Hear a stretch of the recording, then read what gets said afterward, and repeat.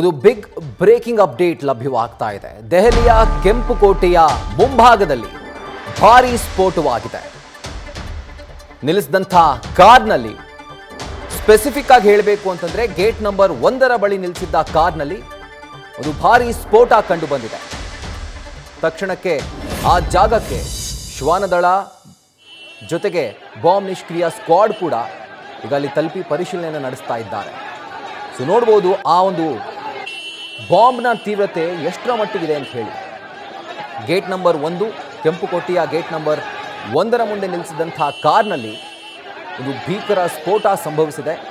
And ಈ ಒಂದು ಪ್ರದೇಶ ಇದೆಯಲ್ಲ, ಈ ಹಳೆ ದಿಲ್ಲಿ ಪ್ರದೇಶ, ಓಲ್ಡ್ ಡೆಲ್ಲಿ ಅಂತ ಏನು ಕರಿತೀವಿ, ಇಲ್ಲಿ ಜನರ ದಟ್ಟಣೆ ಜಾಸ್ತಿ ಇರುತ್ತೆ. ಅನೇಕ ಮಾರ್ಕೆಟ್ಗಳಿದ್ದಾವೆ ಆ್ಯಂಡ್ ಅಲ್ಲಿ ಒಂದಷ್ಟು ಜಾಗ ಕ್ಲಮ್ಸಿ ಆಗಿರೋದ್ರಿಂದ, ಇಕ್ಕಟ್ಟಿನಿಂದ ಕೂಡಿರೋದ್ರಿಂದ ಅಲ್ಲಿ ಜನಸಂಖ್ಯೆ ಜಾಸ್ತಿ ಇದೆ, ಜನರ ಓಡಾಟ ಕೂಡ ಅಲ್ಲಿ ಜಾಸ್ತಿ ಇರುತ್ತೆ. ಅಂತಹ ಜನನಿಬಿಡ ಪ್ರದೇಶದಲ್ಲಿ ಒಂದು ಬಾಂಬ್ ಬ್ಲಾಸ್ಟ್ ಆಗಿರೋದು. ಯಾವ ಉಗ್ರ ಸಂಘಟನೆಯ ಕೈವಾಡ ಇದೆ ಇನ್ನಷ್ಟೇ ತಿಳಿದು ಬರಬೇಕಾಗಿದೆ. ಈಗ ಸಿಗ್ತಿರುವಂಥ ಇದು ಎಕ್ಸ್ಕ್ಲೂಸಿವ್ ಮಾಹಿತಿ. ಇದು ದೆಹಲಿಯ ಕೆಂಪುಕೋಟೆಯ ಗೇಟ್ ನಂಬರ್ 1 ಬಳಿ ನಿಲ್ಲಿಸಿದಂಥ ಕಾರ್ನಲ್ಲಿ ಒಂದು ಭೀಕರ ಸ್ಫೋಟ ಸಂಭವಿಸಿದೆ.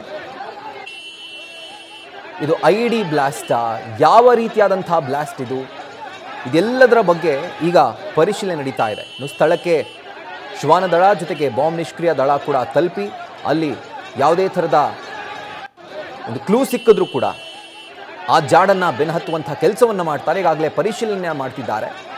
ದೆಹಲಿಯ ಕೆಂಪುಕೋಟೆಯ ಮುಂಭಾಗ ಒಂದು ಐಕಾನಿಕ್ ಜಾಗ, ನಮ್ಮ ದೇಶದ ಒಂದು ಐತಿಹಾಸಿಕ ಜೊತೆಗೆ ಸುಪ್ರಸಿದ್ಧ ಜಾಗ ಅದು. ಆ ಒಂದು ಜಾಗದ ಮುಂಭಾಗದಲ್ಲಿ ಈ ರೀತಿಯಾದಂಥ ಒಂದು ಬಾಂಬ್ ಬ್ಲಾಸ್ಟ್ ಆಗಿರೋದು. ಹಾಗಿದ್ರೆ ಈ ಜಾಗವನ್ನೇ ಸೆಲೆಕ್ಟ್ ಮಾಡಿ, ಅಂದರೆ ಟಾರ್ಗೆಟ್ ಮಾಡಿ ಆ ಸ್ಫೋಟ ಮಾಡಿದ್ಯಾಕಾಗಿ, ಯಾವ ಟೆರರಿಸ್ಟ್ ಆರ್ಗನೈಸೇಷನ್ ಇದರ ಹಿಂದೆ ಇದೆ, ಇದೆಲ್ಲವೂ ಕೂಡ ಈಗ ಅದು ಇನಿಷಿಯಲ್ ಫೇಸ್ ಆಗಿರೋದ್ರಿಂದ ಇನ್ನು ಮೇಲೆ ಅದರ ಡೀಟೇಲ್ಸ್ ಗೊತ್ತಾಗ್ತಾ ಹೋಗುತ್ತೆ.